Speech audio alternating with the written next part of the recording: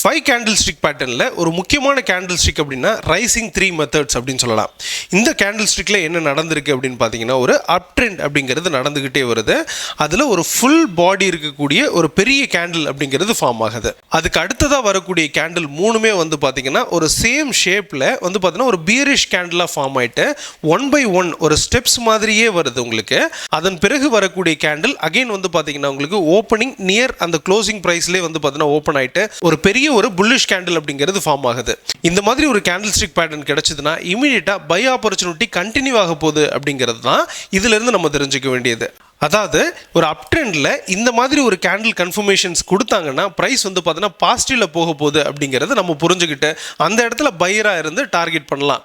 But இதை அப்படியே எடுத்துகிட்டு நம்ம ட்ரேட் எடுத்தோம்னா நமக்கு சக்ஸஸ் அப்படிங்கிறது கிடைக்காது. அது என்ன ட்ரெண்டு, என்ன டைம் ஃப்ரேமில் இருக்குது அண்ட் எவ்வளோ நேரத்தில் அது மேலே போகும் அப்படிங்கிறத தெரிஞ்சு ட்ரேட் பண்ணும்போது நம்மளோட சக்ஸஸ் ரேட்டை பெரிய லெவலில் கொண்டு போக முடியும்.